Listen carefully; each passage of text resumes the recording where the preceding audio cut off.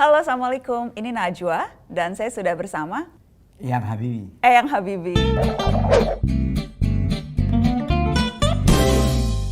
Eyang, saya mau menunjukkan ke Eyang, ada satu video. Tapi sebelumnya saya juga mau bicara soal R80 karena kan teman-teman dan juga Eyang melakukan crowdfunding, mengumpulkan dana lewat kitabisa.com untuk bersama-sama mari kita membuat R80.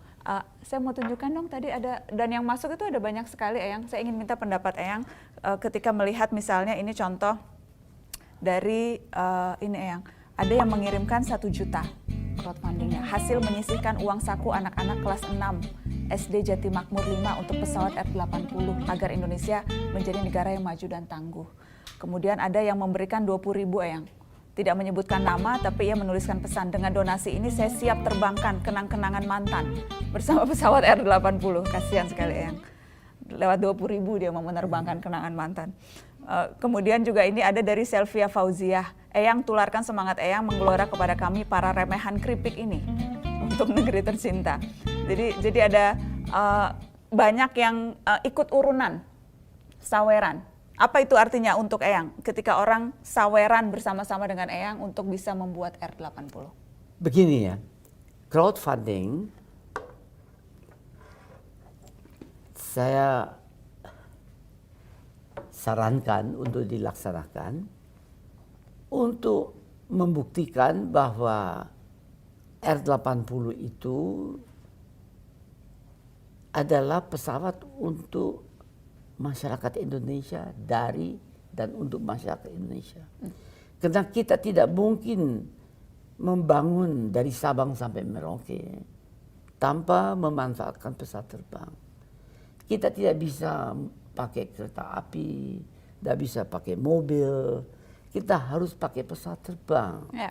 Nah, dan ini kesempatan sekarang lewat crowdfunding kita bisa, semua orang bisa ramai-ramai ikut mewujudkan mimpi besar bangsa ini. Mengamankan, karena lihat, kita sudah lebih dari 11 juta orang Indonesia yang simpati. Sesuai dengan kemampuannya berapa persis, tapi dia total general ya kurang lebih 6 miliar rupiah. Banyak kan? Tapi untuk membuat pesawat terbang itu, saya butuhkan 1,6 miliar US dollar. Ini 6 miliar rupiah, enggak sampai 1 juta US dollar. Tapi bukan itu sasarannya. Sasarannya agar supaya pesawat terbang ini milik rakyat Indonesia. Kamu jangan hancurin. Karena saya alami. Ya. Dulu dengan Indosat membuat N250 udah terbang, si N235 di ngapain? Ya. Dihancurin. Anak-anak kita yang membuat itu tidak bisa kerja sini, ditutup lapangan kerjanya, suruh kemana-mana, ke Boeing, ke Airbus, ke Brasil. Bukan puluhan, di Brasil ratusan. Nah, dia apa? Ya, dia buat persis kita punya. Kan kebangetan tuh. Jadi sekarang langkah baru, rencana baru, strategi baru, dan kesempatan untuk kita sama-sama bisa membuat yang baru juga. Iya, itu crowdfunding adalah pengamanan terhadap agar supaya tidak diganggu lagi. Tidak diganggu. Dan Eyang, menyambung itu, teman-teman di Kitabisa juga ada souvenir untuk yang bertanya soal R80, karenanya saya mau, boleh minta nggak tadi, bukan souvenir yang ada t-shirt, ada hoodie-nya juga. Nanti kita bisa kasih untuk yang tadi tanya R80, Alif Bahru Rozi di Instagram, nanti bisa dapat hadiah itu. Oke, yang ini hadiah untuk yang spesial karena ada saya yang kirim video Eyang. Saya mau Eyang melihat video ini bertanya soal pesawat. Namanya Niko videonya, anak berusia 12 tahun, Niko mengirimkan video ini untuk Eyang Habibie. Assalamualaikum Eyang Habibie. Saya Niko berumur 12 tahun. Saya adalah penggemar bidang aviasi. Nah, baru-baru ini saya sedang melakukan riset untuk membuat pesawat model pertama yang bisa menembus kecepatan Mach 1. Nah, ada beberapa kendala saat pesawat model terbang pada kecepatan Mach 1. Salah satunya adalah shockwave yang terlalu tinggi, drag yang terlalu besar, dan stress loading yang terlalu besar. Nah, pertanyaan saya sekarang adalah bagaimana cara kita menghitung area roll yang bisa mengurangi drag pada kecepatan Mach 0,7 sampai Mach 1,2. Terima kasih. Niko Eyang. Ya.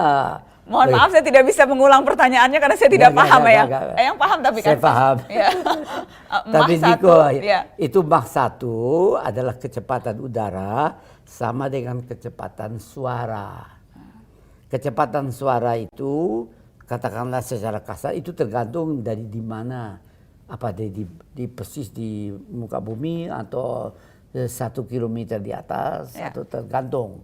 Karena situ tergantung dari kepadatan. Nah sekarang kalau di dalam hal ini pada Mach 1 itu fenomena adalah benda yang bergerak dengan kecepatan suara itu mengganggu sekitarnya. Dia kan kalau saya gerak gini kan saya ganggu. Ya, gerakan tangan saya ini mengakibatkan adanya gangguan itu mengakibatkan udara merambat ke arah situ. Kalau saya begini, merambat dengan kecepatan paling cepat kecepatan suara, kecepatan 1000 km sejam sebaliknya. Tapi kalau saya sendiri bergerak sama dengan 1000 km sejam, maka gangguan-gangguan itu tabrakan. Bila lihat kalau Anda naik kapal, naik perahu, naik motorboat, pelan-pelan, nggak ada gangguan kan, biasa. Makin cepat tiba-tiba di depan itu tabrakan ombak-ombaknya kan. Kita dapat itu. Itu merupakan daya tahan sendiri kan. Nah, begitu juga di udara. Dia mengerti ada masalah begitu. Tapi untuk bisa mengerti sambil rincinya itu karena Anda harus ngitung gangguan yang di situ. Itu ada masalah aerodinamik, ada masalah gas dinamik, ada masalah termodinamik. Ada banyak sekali itu komponen yang harus diperhitungkan. Itu pun bahasanya ilmu pasti tinggi. Bagaimana saya menjelaskan sama dia? Yang paling baik dia terusin aja hobinya. Nanti kalau lulus SMA masuk ITB ambil jurusan pesawat terbang. Kalau pinter dapat beasiswa buat S3. S1, S2, S3. Dan untuk penyemangat Niko supaya bisa terus belajar dan semangat untuk menyelesaikan pesawatnya itu kita kasih ini ya yang kita kasih ini hadiah untuk Niko. Wow. Nah, terbangkan pesawat Indonesia. Nah, ini untuk Niko. Boleh bilang ya yang supaya untuk Niko ini. Nah. Supaya semangat terus ya menerbangkan pesawat, belajar tentang Mach. Nanti kakak juga mau belajar deh, Mach 1, Mach 7, dan Mach yang lain. Oke, ini nanti untuk Niko, nanti kita kirimkan untuk Niko. Yang ada pertanyaan yang lain. Boleh tolong diambil? Yes. Yang ini kita bicara soal sains, ini juga banyak yang masuk pertanyaan soal sains. Di Instagram ada namanya Pransienda. Saya ingin bertanya, apakah Eyang percaya dengan kehidupan di luar bumi selain manusia atau alien? Terima kasih, salam cinta dan hormat untuk Eyang Habibie dan Mbak Najwa. Terima kasih. Eyang percaya ada alien? Saya tidak, sampai sekarang tidak ada bukti dari sudut ilmu pengetahuan bahwa di planet-planet yang termasuk di sekitar kita itu tidak ada kehidupan, kondisi tidak memungkinkan, atau suhunya terlalu tinggi, atau tidak ada cairan, atau terlalu dingin. Yang paling menguntungkan itu adalah hanya di bumi, karena juga tidak dihancurin di bumi itu ada temperaturnya, suhunya kita nyaman, dan juga kita ada selimutnya yang bisa menghindari sinar-sinar yang bisa merusak kehidupan itu dipantulkan keluar. Jadi karena tidak ada bukti, Eyang tidak percaya? Saya tidak percaya. Masih soal sains nih, ada yang bertanya. Rezhara, Assalamualaikum, Eyang mau nanya, Eyang percaya sama teori bumi datar nggak? Apa maksudnya?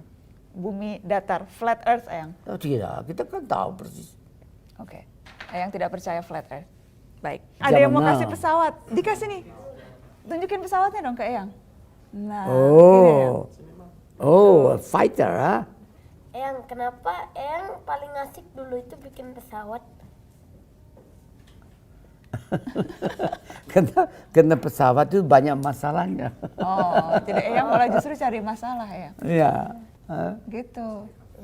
Ini buat Eyang. Ini apa namanya? Earth fighter. Fighter, saya bilang ini fighter. Ini namanya Delta Wing. Wah.